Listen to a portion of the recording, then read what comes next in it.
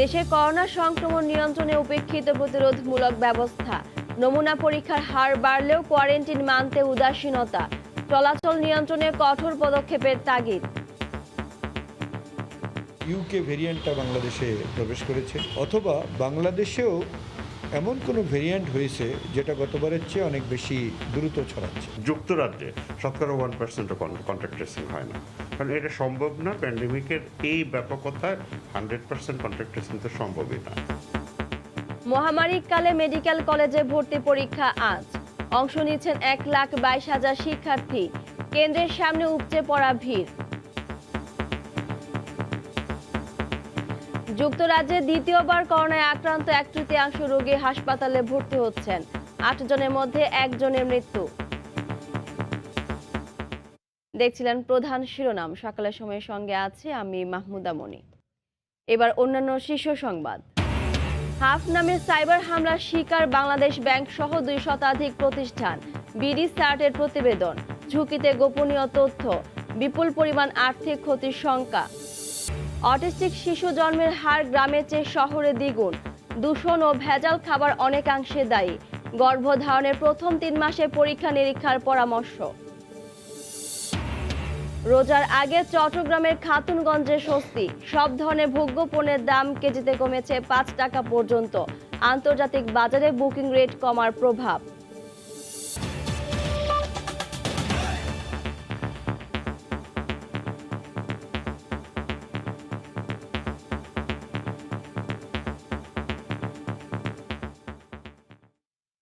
দেশে করোনা সংক্রমণ নিয়ন্ত্রণে উপেক্ষিতই থেকে যাচ্ছে প্রতিরোধমূলক ব্যবস্থাগুলো। বিশেষজ্ঞরা বলছেন, কেবল 18 দফা নির্দেশনা দিয়ে সংক্রমণ মোকাবেলা সম্ভব নয়। জোর দিতে হবে আক্রান্ত ব্যক্তিদের ঘিরে ব্যাপক কর্মতৎপরতার উপর। সেক্ষেত্রে আক্রান্তদের সংস্পর্শে আসা ব্যক্তিদের খুঁজে বের করা এবং মানুষের চলাচল নিয়ন্ত্রণে কার্যকর উদ্যোগের তাগিদ বিশেষজ্ঞদের। ফারুক ভুঁইয়া রবিনের রিপোর্ট। দেশে ভয়াবহ রূপ নিচ্ছে কোভিড-19 পরিস্থিতি। সংক্রমণ বাড়ছে দ্রুত গতিতে। 29 মার্চ থেকে প্রতিদিনই শনাক্ত হচ্ছেন 5,000-এর বেশি রোগী। মাত্র 4 দিনেই শনাক্ত হন রেকর্ড 22,000-এর বেশি। ফলে রোগী চাপে ভেঙে পড়ার উপক্রম চিকিৎসা ব্যবস্থাও। কান পাতলেই ভেসে আসছে হাসপাতাল থেকে হাসপাতালে ছোটাছুটি, আইসিইউ নিয়ে হাহাকার আর নানা সংকটের কথা। This is the 4th place. আমি এখানে 4 নম্বর জায়গা যেখানে আসছি। ফিডব্যাক হচ্ছে যে কোথাও কোনো বেড নাই। কেউ যদি আত্মীয় স্বজন না থাকে তাহলে সে কখনোই এটা অনুধাবন করতে পারবে না যে এটা হলো কতটা কষ্টের অথবা এটা হলো কতটা সমস্যা। আইসিইউর সংকটটা।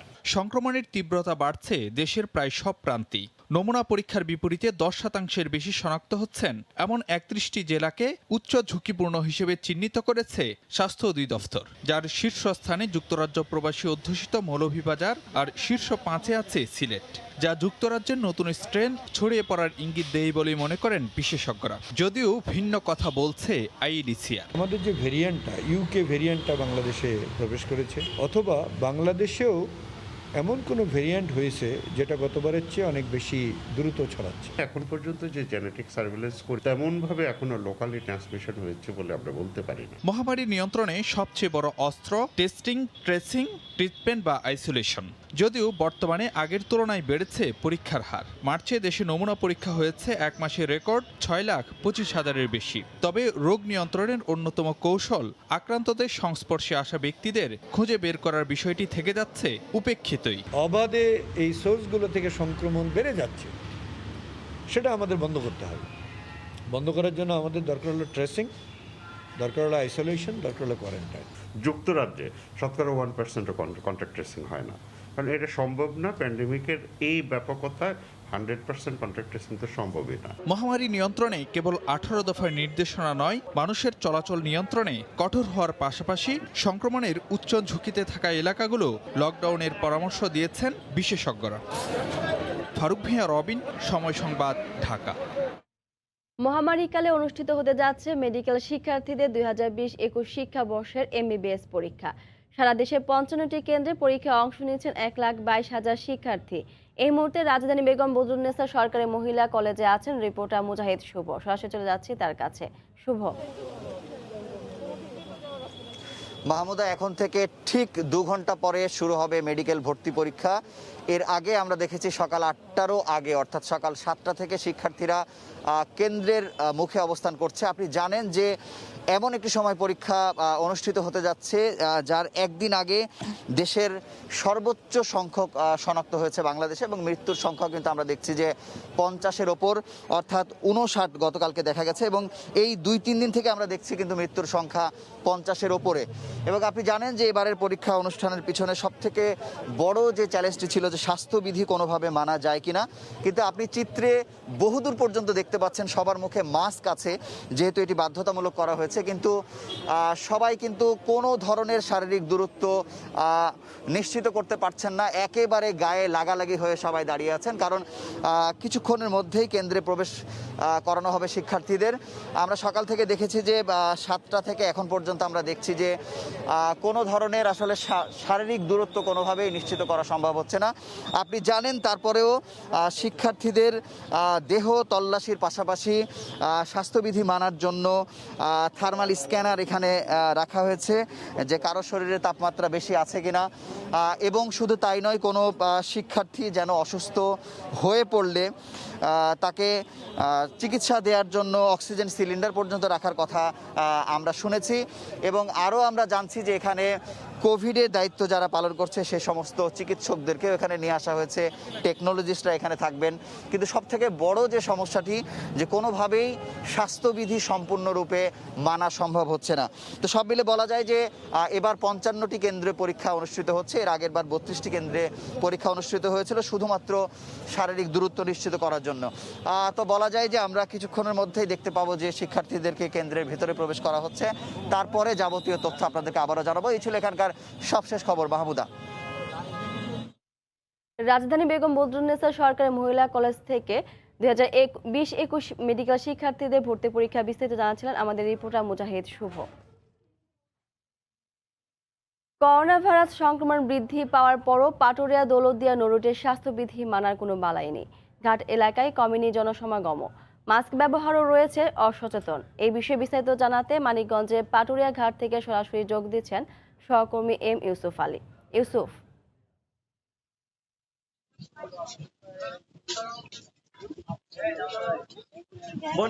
আসলে পাটুরিয়া দৌলতদিয়া রোডের যদি এই কিছুক্ষণ আগে মাত্র 1 মিনিট বা 2 মিনিট আগে একটি লঞ্চ দৌলতদিয়া ঘাট থেকে পাটুরিয়া ঘাট লঞ্চ ঘাটে এসে নোঙ্গর করেছে এবং নেমে গিয়েছে। আমি যেখানে ধারণ ক্ষমতা হচ্ছে 150 জন আসলে যাত্রী নেওয়ার কথা, নিয়ে আসার কথা, সেখানে কিন্তু এই মুহূর্তে কিন্তু সেই লঞ্চের দিকে কমপক্ষে 150 শতাধিক যাত্রী নেমে গেল। অর্থাৎ এই যে অর্ধেক যাত্রী নিয়ে আসার কথা এবং স্বাস্থ্যবিধি যে মেনে চলার কথা, তা কিন্তু এখানে কিছুই মানা হচ্ছে না। সেক্ষেত্রে মাস্কের যে ব্যবহার, তাও কিন্তু দেখা যাচ্ছে না। অর্থাৎ ঘাট কর্তৃপক্ষ অথবা বিআইডব্লিউটিএ যে কাজটি করবে, অর্থাৎ কোনো যাত্রী যেন মাস্ক ছাড়া সেই লঞ্চে ভ্রমণ না করতে পারে বা পার না হতে পারে, সেই লোকটা দেখভালের জন্য যে লোকটা, তাকে কিন্তু আমরা খুঁজে পাইনি ঘাট এলাকায়। যার জন্য কিন্তু আসলে প্রত্যেকেই, অনেকেই যে মাস্ক পরছে, কিন্তু বেশিরভাগই কিন্তু মাস্ক ছাড়াই ঘাট এলাকা পার হচ্ছে। যার জন্য এটা আসলে এইরকম লাগামহীন ব্যবস্থা থাকার কারণে কিন্তু সংক্রমণের সংখ্যা দিন দিন বৃদ্ধি পাচ্ছে। সেই ক্ষেত্রে যে ভয়াবহ অবস্থা সৃষ্টি হচ্ছে, সাধারণ যারা এই ঘাট এলাকা পার হচ্ছে বা ঘাটের সাথে সম্পৃক্ত, তারা কিন্তু এটা কিছুই মনে করছে না। যার জন্য দেশ কিন্তু একের পর এক আসলে বিড়ম্বনার সৃষ্টি হচ্ছে। আসলে যারা কর্তৃপক্ষ রয়েছে, যাদের আসলে দেখভাল করার কথা, তারাও কিন্তু ঘাট এলাকায় আসলে দেখা যাচ্ছে না। ভ্রাম্যমাণ আদালত বলি আর হচ্ছে জেলা প্রশাসনের পক্ষ থেকে কেউ কিন্তু ঘাট এলাকার যে নজরদারি রাখার কথা, যেহেতু দেশের একটা বৃহৎ এটা হাট, পাটুরিয়া দৌলতদিয়া এবং আরিচা কাজির হাট, সেক্ষেত্রে হাজার হাজার যাত্রী কিন্তু আসলে চলাফেরা করছে একদম সংক্রমণের ঝুঁকি নিয়ে, এবং এইসব যদি সংরক্ষণ না করা হয় তাহলে কিন্তু আসলে এই জায়গাগুলো থেকে কিন্তু দিন দিন আসলে নিয়ন্ত্রণ করা অসম্ভব হয়ে যাবে। যার কারণেই ঘাট কর্তৃপক্ষ আমাকে যতটুকু জানিয়েছে যে আজকে এই মুহূর্তে পাটুরিয়া দৌলতদিয়া রোডে মোট 16টি ফেরি এবং 5টি লঞ্চ চলাচল করছে। এই ছিল আমার কাছে সর্বশেষ অবস্থা। মনি, মানিকগঞ্জের পাটুরিয়া ঘাট থেকে আমাদের সাথে সরাসরি যুক্ত ছিলেন সহকর্মী এম ইউসুফ আলী। যুক্তরাজ্যে করোনায় আক্রান্ত হওয়ার 4 মাসের ব্যবধানে আবারও অসুস্থ হয়ে হাসপাতালে ভর্তি হচ্ছেন 1/3 রোগী। এদের প্রতি 8 জনের 1 জন মারা যাচ্ছেন বলে এক গবেষণা প্রতিবেদনের বরাত দিয়ে খবর প্রকাশ করেছে ব্রিটিশ পত্রিকা দ্য গার্ডিয়ান। আবার কারো কারো শরীরে বাসা বাঁধছে দীর্ঘমেয়াদী সব রোগ। করোনায় বিপর্যস্ত ব্রিটেন। নতুন বৈশিষ্ট্যের করোনা শনাক্তের পর আক্রান্ত ও মৃতের সংখ্যা বাড়ছে হু হু করে। প্রতিদিনই মৃত্যুর মিছিলে যোগ হচ্ছে বহু মানুষ। এর মধ্যেই করোনা নিয়ে ভয়াবহ তথ্য দিলেন গবেষকরা। যুক্তরাজ্যের ইউনিভার্সিটি কলেজ লন্ডনের গবেষকরা বলছেন, কোভিড আক্রান্ত হওয়ার 4 মাসের মধ্যে আবারও হাসপাতালে ভর্তি হতে হচ্ছে 1/3 রোগীকে, যাদের মধ্যে প্রতি 8 জনের 1 জনই মৃত্যুর কোলে ঢলে পড়ছেন। হার্ট, কিডনি, ডায়াবেটিস এই ধরনের সমস্যা করোনা আক্রান্ত রোগীদের বেশি লক্ষ্য করছি। আমরা পর্যবেক্ষণ করে দেখেছি করোনা আক্রান্ত থেকেও সেরে ওঠার 140 দিনের মাথায় 1/3 রোগী আবারও হাসপাতালে ভর্তি হচ্ছেন। বিষয়টি আমাদের গুরুত্বের সঙ্গে নিতে হবে। করোনা আক্রান্ত হবার পর অনেকের শরীর মারাত্মকভাবে দুর্বল হয়ে পড়ছে। 2020 সালের আগস্ট মাস থেকে 48,000 করোনা আক্রান্ত রোগীর উপর গবেষণা চালিয়ে এমন তথ্য জানিয়েছেন তারা।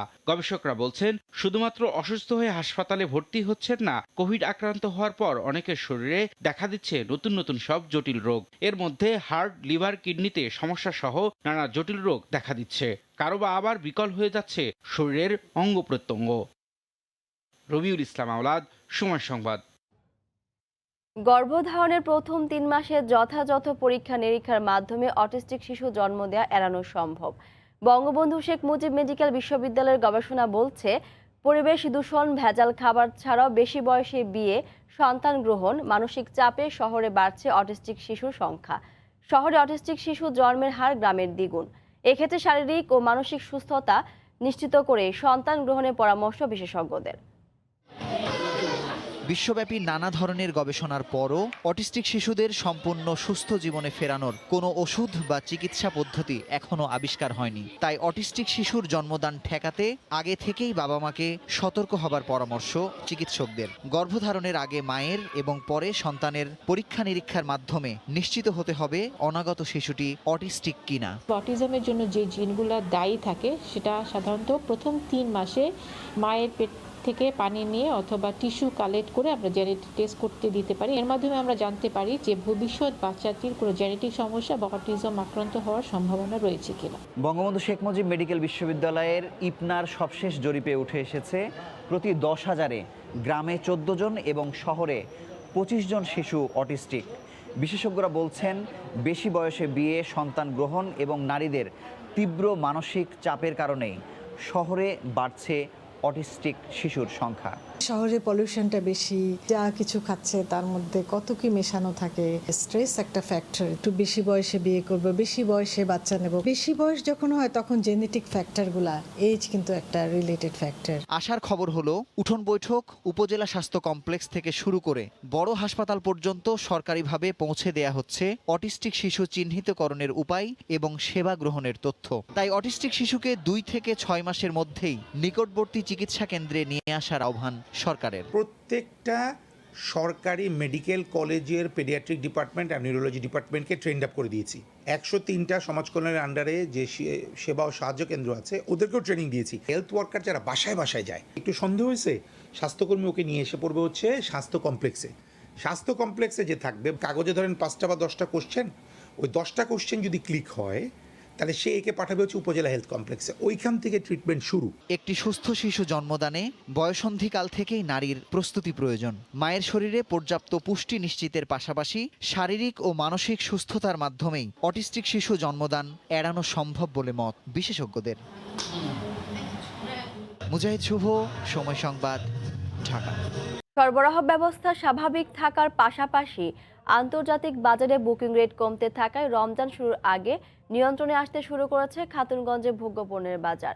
তার সাথে যুক্ত হয়েছে হঠাৎ করে পণ্যের চাহিদা কমে যাওয়া। এই অবস্থায় সব ধরনের ভোগ্যপণ্যের দাম কেজিতে 2 থেকে 5 টাকা পর্যন্ত কমেছে। নুরজামাল আতিকের ক্যামেরায় বিস্তারিত জানাচ্ছেন কমল দে। রমজানে দেশে ভোজ্য তেলের চাহিদা বাড়ে কয়েক গুণ। এর মাঝে গত 6 মাসের বেশি সময় ধরে ইন্টারন্যাশনাল মার্কেটেই উত্তাল ছিল ভোজ্য তেলের বাজার। শেষ পর্যন্ত সরকার দাম বেঁধে দেয়, কিন্তু বুকিং রেট কমতে থাকায় স্বস্তি ফিরছে তেলের বাজারে। ভোজ্য তেলের বাজার গত সপ্তাহ থেকে এই সপ্তাহে মন প্রতি আপনার 100 থেকে 150 টাকা কমেছে। গভর্নমেন্ট যে রেট করেছে আমাদের 115 টাকা সোয়াবিন লিটারের রেট করেছে, কিন্তু আমরা এখন 100 টাকা 105-10 টাকা করে বিক্রি করতেছি। কয়েক বছর ধরে রমজানে ছোলার দাম বাড়লো, এবার পুরোপুরি নিয়ন্ত্রণে। প্রতিদিনই কেজিতে ছোলার দাম কমছে। গত সপ্তাহে যে ছোলা বিক্রি হয়েছিল 53 টাকা, এখন বর্তমানে সেটা 52 টাকা বিক্রি হচ্ছে। মিয়ানমারের যে ছোলা 77-75 টাকা ছিল, এটা অ্যাভেলেবেল আসার কারণে সেটা আবার এখন 71 টাকা হয়ে গেছে। বুকিং রেট কমায় নিয়ন্ত্রণে আসছে চিনির বাজারও। সপ্তাহের ব্যবধানে কেজিতে 3 টাকা কমে বর্তমানে পাইকারি পর্যায়ে চিনি বিক্রি হচ্ছে 61 টাকা দরে। আসন্ন রমজানকে কেন্দ্র করে চিনির সরবরাহ যে অবস্থায় আছে, আন্তর্জাতিক বাজার যদি এই অবস্থায় বিদ্যমান থাকে, বাজার স্বাভাবিক অবস্থায় থাকবে। রমজানে প্রয়োজনীয় অন্যান্য ভোগ্যপণ্যের দাম কমলো, পেঁয়াজ এবং আদা নিয়ে রহস্য কাটছে না। তবে রসুনের দাম কমেছে কেজিতে 5 টাকা। পেঁয়াজের ক্ষেত্রে দেখা যাচ্ছে বুমরা বর্ডার বিভিন্ন স্তর বন্ধ যেগুলো আছে, এগুলো 2 দিন ধরে বন্ধ ছিল, সবরাতের বন্ধ ছিল, এই আর কি, যার কারণে আমদানিও কম ছিল, ক্রেতার চাহিদা বেশি ছিল, যার কারণে 2-1 টাকা বাড়ছে। বাংলাদেশের ভোগ্যপণ্যের বাজার অনেকাংশে আমদানি নির্ভর, যে কারণে ইন্টারন্যাশনাল মার্কেটে বুকিং রেট বাড়লেই তাৎক্ষণিক তার প্রভাব পড়ে এখানকার বাজারে। আর কয়েকদিন পরে শুরু হচ্ছে পবিত্র রমজান মাস, কিন্তু এখন পর্যন্ত দেশের ভোগ্যপণ্যের বাজারে সরবরাহে কোনো ঘাটতি নেই। তবে সংকট সৃষ্টি হয়েছিল 1 থেকে 1.5 মাস আগে। তখন ক্রেতারা ইচ্ছামতো ভোগ্যপণ্য কিনে মজুত করেছিল, আর তাই দামও বেড়েছিল। তবে এখন বাজারে ক্রেতা না থাকায় ভোগ্যপণ্যের দাম ক্রমশ কমে আসছে। চট্টগ্রামের খাতুনগঞ্জ থেকে কমল দে, সময় সংবাদ। চলতি মৌসুমে লবণ উৎপাদনে মাঠে নামলেও ন্যায্য মূল্য পাচ্ছেন না 55,000 লবণ চাষি। ন্যায্য মূল্য না পাওয়ায় গেল বছরে কয়েক লাখ মেট্রিক টন লবণ মাঠে অবিকৃত অবস্থায় পড়ে রয়েছে। এ অবস্থায় হাজার হাজার লবণ চাষি দুশ্চিন্তায়। সংশ্লিষ্টদের দাবি, অতিরিক্ত ইন্ডাস্ট্রিয়াল লবণ আমদানির কারণে দেশীয় লবণ শিল্প ধ্বংসের দ্বারপ্রান্তে। আরও জানাচ্ছেন সুজাউদ্দিন রুবেল। উপকূলবর্তী লবণ মাঠ, কেউ লবণ উৎপাদনের জন্য মাঠ তৈরির কাজ করছেন, আবার কেউ জমিতে সাগরের লবণাক্ত পানি জমিয়ে তাতে সূর্যের তাপ দিচ্ছেন, আর ওই তাপে পানি শুকিয়ে তৈরি হচ্ছে লবণ। এত কষ্ট করে লবণ উৎপাদনের পরও চরম দুশ্চিন্তায় রয়েছেন কক্সবাজারের হাজার হাজার লবণ চাষি। লবণ চাষিদের দাবি, গেল বছরও মেলেনি লবণের ন্যায্য মূল্য, আর চলতি মৌসুমেও একই অবস্থা। এজন্য বিদেশ থেকে লবণ আমদানিকে দায়ী করছেন তারা। লবণের মাঠের উৎপাদন খরচ হল কেজি প্রতি 10 টাকা, আমরা পাইতেছি কেজি 2.5 টাকা। গত বছর যে লবণ ছিল এখন আমরা বিক্রি করতে পারি নাই। এবার যদি লবণের সিজন থাকে তাহলে আমরা আমাদের জমিন বর্গা শাসা যারা আছে তাদেরকে আমরা আগামী বছর লবণের চাষ করার জন্য মাঠ দিতে পারব। অপ্রয়োজনীয় ইন্ডাস্ট্রিয়াল লবণ আমদানি বন্ধ করে দেশীয় লবণ শিল্পকে বাঁচানোর উদ্যোগ নেয়ার জন্য দীর্ঘদিন ধরে দাবি জানিয়ে আসছেন ব্যবসায়ীরা। তাদের দাবি, অসাধু ব্যবসায়ীরা অস্বাস্থ্যকর ইন্ডাস্ট্রিয়াল লবণ বাজারজাত করে মানুষের স্বাস্থ্যহানির পাশাপাশি দেশীয় লবণ শিল্পকে ধ্বংস করছে। ইন্ডাস্ট্রিয়াল লবণের নামে বিদেশ থেকে, চায়না থেকে লবণ আমদানি করে সেগুলো ইন্ডাস্ট্রির ব্যবহারের পাশাপাশি ভোজ্য লবণ হিসাবে ব্যবহার করে মার্কেট বাজারজাত করার কারণে আমাদের দেশীয় লবণগুলো অবিকৃত অবস্থায় রয়ে গেছে। এই অবস্থায় যদি থাকে দেশের লবণ শিল্প অনিশ্চয়তার দিকে চলে যাবে। কক্সবাজারের 80% লবণ চাষি না খেয়ে মরবে। চলতি মৌসুমে দেশে লবণের লক্ষ্যমাত্রা ধরা হয়েছে 22 লাখ মেট্রিক টনের বেশি, আর গেল বছরের প্রায় 3.5 লাখ মেট্রিক টন লবণ অবিকৃত রয়েছে। সুজাউদ্দিন রুবেল, সময় সংবাদ, কক্সবাজার। টাঙ্গাইলের বাজিতপুরে পাইকারি শাড়ি কাপড়ের হাট। এই হাটে দেশের বিভিন্ন জেলা থেকে ব্যবসায়ীরা শাড়ি কিনতে আসেন। কাপড় বেচা কেনা সে খবর জানাতে সরাসরি যুক্ত হচ্ছেন সহকর্মী কাদির তালুকদার। কাদির। মনি, ধন্যবাদ আপনাকে। সম্প্রতি করোনা পরিস্থিতির অবনতি হওয়ার কারণে টাঙ্গাইলের যে তাঁত পল্লী রয়েছে, তাঁত শিল্প রয়েছে, সেই তাঁত শিল্পতে আবারও কিন্তু আতঙ্ক দেখা দিয়েছে। আপনি জানেন যে এই যে করোনা পরিস্থিতি, সারা বিশ্বব্যাপী যে করোনা পরিস্থিতি, সেই করোনা পরিস্থিতিতে টাঙ্গাইলের যে তাঁত শাড়ি রয়েছে, সেই টাঙ্গাইলের তাঁত শাড়ির কিন্তু ব্যাপক ধস নেমেছিল। যারা তাঁতের সাথে সংশ্লিষ্ট ছিল, তাঁত শ্রমিক, মালিক এবং ব্যবসায়ী যারা ছিল, তারা সকলেই কিন্তু চরমভাবে লোকসানে পড়েছিল। তারা বেশিরভাগ তাঁতি এবং ব্যবসায়ী তাদের লাখ লাখ টাকার শাড়ি কিন্তু তারা বিক্রি করতে পারেনি। গত 1 বছর যাবৎ তারা খুবই কষ্টে রয়েছে। তারা নতুন করে আর আসলে খুব একটা উৎপাদনে ফিরতে পারেনি। 2-1 নতুন করে উৎপাদনে ফিরলেও বেশিরভাগ তাঁত মালিক কিন্তু আর উৎপাদন করতে পারেনি। তাদের লাখ লাখ টাকার শাড়ি কিন্তু জমা হয়ে আছে, যেই কারণে তারা ব্যাপকভাবে লোকসানে পড়েছে। মাঝখানে করোনা পরিস্থিতি কিছুটা স্বাভাবিক হওয়ার পরে আবারও তারা ঘুরে দাঁড়ানোর চেষ্টা করেছিল, আবারও উৎপাদনে ফিরেছিল। কিন্তু নতুন করে এই যে সম্প্রতি আবারও করোনা পরিস্থিতির অবনতি হওয়ার কারণে ইতিমধ্যেই কিন্তু ক্রেতা শূন্য হয়ে গেছে। আমরা এই মুহূর্তে রয়েছি যে হাটটি, সেটি হচ্ছে টাঙ্গাইল শহরের বাজিতপুর নামক হাট। সেই হাটে কিন্তু প্রচুর পরিমাণে ক্রেতা বিক্রেতা আসতো করোনা পরিস্থিতির আগে, কিন্তু এখন কিন্তু সেই পরিস্থিতি পুরোটাই উল্টো রকম দেখা যাচ্ছে। খুব একটা ক্রেতা বিক্রেতা দেখা যাচ্ছে না।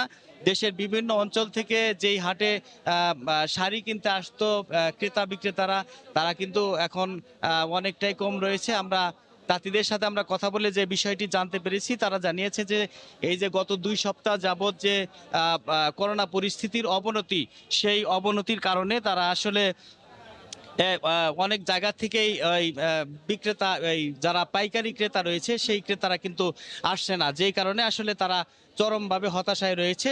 সামনে আপনি জানেন যে সামনে বৈশাখী এবং রোজার ঈদ রয়েছে। সেই রোজার ঈদ এবং বৈশাখকে কেন্দ্র করে কিন্তু রমরমা ব্যবসা হওয়ার কথা এই টাঙ্গাইল তাঁত শাড়ি কাপড়ের, কিন্তু তারা কিন্তু অনেকটাই হতাশায় রয়েছে।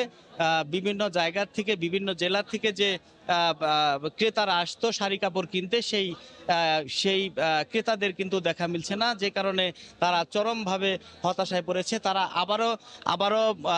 আবারও মনে করছে যে হয়তো এই করোনা পরিস্থিতির কারণে তারা আবারও লোকসানের মুখে পড়বে। তারা আশঙ্কা করছে এবং তারা আজকে যে হাটটি রয়েছে, সেই হাটে তারা অনেকেই এখন পর্যন্ত বউনি করতে পারেনি, অনেকেই 2-4 পিস বিক্রি করেছে। তার মানে টোটালি তারা এমনভাবেই আতঙ্কগ্রস্ত হয়েছে যে এই যে গত 1 বছরের লোকসান, সেই লোকসানের পর নতুন করে আবারও ঘুরে দাঁড়ানোর চেষ্টা করেও তারা কিন্তু আসলে নতুন করে ঘুরে দাঁড়াতে পারছে না। অন্যদিকে সুতার দাম এবং অন্যান্য যে কাঁচামাল রয়েছে, সেগুলো বৃদ্ধি হওয়াতে তারা চরমভাবে আতঙ্কে রয়েছে। তো এই ছিল আসলে আমার কাছ থেকে টাঙ্গাইলের তাঁত শাড়ির হাট থেকে বিস্তারিত। টাঙ্গাইলের বাজিতপুর পাইকারি শাড়ি কাপড়ের হাট থেকে আমাদের সাথে সরাসরি যুক্ত ছিলেন সহকর্মী কাদির তালুকদার। 40 লাখ টাকা খরচ করে খাগড়াছড়িতে সেগুন কাঠ দিয়ে পরিপালঙ্ক বানিয়ে চাঞ্চল্যের সৃষ্টি করেছেন উদ্যোক্তা মোহাম্মদ নুরুন্নবী ও ফার্নিচার মিস্ত্রি মোহাম্মদ আবু বকর সিদ্দিক কাঞ্চন। এটা বানাতে সময় লেগেছে 3 বছরের বেশি, আর তৈরিতে মজুরি হিসেবে দেওয়া হয়েছে প্রায় 9 লাখ টাকা। বিষয়টি সামাজিক যোগাযোগ মাধ্যমে ভাইরাল হওয়ার পর খাটটির দাম উঠেছে 80 লাখ টাকা। তবে উদ্যোক্তা হাঁকছেন কোটি টাকা। খাগড়াছড়ি থেকে জিতেন বড়ুয়া তথ্য ছবি নিয়ে রিপোর্ট। পরিপালং ষোড়পরির দৃষ্টিনন্দন খাট, সেগুন কাঠে কারুকাজ করা 4 কোণায় বড় 4টি পরি, আর 2 পাশে আরও 4টি করে 8টি ছোট পরি। 4 পায়ে থাকা 4 পরির হাতে রয়েছে 4টি প্রজাপতি। দাম হাঁকা হচ্ছে কোটি টাকা। খাটটি তৈরিতে ব্যয় হয়েছে প্রায় 40 লাখ টাকা। খাটটির নকশা তৈরি করেছেন খাগড়াছড়ি গুইমারার ফার্নিচার মিস্ত্রি আবু বক্কর সিদ্দিক কাঞ্চন, আর এর উদ্যোক্তা শৌখিন ব্যবসায়ী মোহাম্মদ নুরুন্নবী। চাঞ্চল্য সৃষ্টি করা পরিপালন তৈরিতে প্রায় 100 বর্গফুট সেগুন কাঠ লেগেছে। নকশা তৈরি থেকে শুরু করে সবকিছু একাই করেছেন কাঞ্চন মিস্ত্রি। সময় লেগেছে 3 বছর, আর বার্নিশ করতে 4 জন শ্রমিকের সময় লেগেছে 1 মাস 19 দিন। কাঞ্চন মিস্ত্রির দীর্ঘদিনের স্বপ্ন ছিল একটি পরিপালন খাট তৈরি করা। তার স্বপ্ন পূরণে এগিয়ে আসেন শৌখিন ব্যবসায়ী মোহাম্মদ নুরুন্নবী। এজন্য তিনি 9.5 লাখ টাকা মজুরি দেন কাঞ্চন মিস্ত্রিকে। এটা কোনো ক্যাটালগ নাই, আমার যা কিছু করছি আমার কি আবেগেতে আমি এইটার কাজটা করছি আমি। সম্প্রতি পরিপালন খাটের বিষয়টি সামাজিক যোগাযোগ মাধ্যমে ভাইরাল হলে অনেকে দেখতে ভিড় করছেন মোহাম্মদ নুরুন নবীর বাড়িতে, আবার অনেকেই খাটটি কেনার জন্য দর কষাকষি করছেন। এরকম খাট আমি আর দেখিনি। প্রায় 1,20,00,000 টাকা চাইছে আমার কাছে, আমি প্রায় 65-70 বলছি। অনেক সুন্দর এবং আকর্ষণীয়, আমারও খুব পছন্দ হয়েছে এ খাটটি। খাটটির উদ্যোক্তা মোহাম্মদ নুরুন নবী জানান, ঢাকা আন্তর্জাতিক বাণিজ্য মেলায় নেওয়ার জন্যই এই খাটটি তৈরি করেন। তার লক্ষ্য 1 কোটি টাকায় এটি বিক্রি। খাটটি বিক্রি করার পর আপনার লভ্যাংশের একটি অংশ মাননীয় প্রধানমন্ত্রী জননেত্রী শেখ হাসিনার হাতে আত্মমানবতার সেবায় দিতে চাই। 2017 সালে এই খাটের কাজ শুরু করেন কাঞ্চন মিস্ত্রি আর শেষ করেন এই বছরের 16 মার্চ। সময় সংবাদ, খাগড়াছড়ি। সকালের সময় শীর্ষ সংবাদ জানিয়ে দিচ্ছি আরেকবার। মহামারীকালে দেশের সব মেডিকেল কলেজে ভর্তি পরীক্ষা, কেন্দ্রে কেন্দ্রে উপচে পড়া ভিড়, মাস্ক থাকলে উধাও সামাজিক দূরত্ব, সারা দেশে পরীক্ষার্থী 1,22,000। হাফ নামের সাইবার হামলার শিকার বাংলাদেশ ব্যাংক সহ 2 শতাধিক প্রতিষ্ঠান, বিডিসার্টের প্রতিবেদন, ঝুঁকিতে গোপনীয় তথ্য, বিপুল পরিমাণ আর্থিক ক্ষতির শঙ্কা।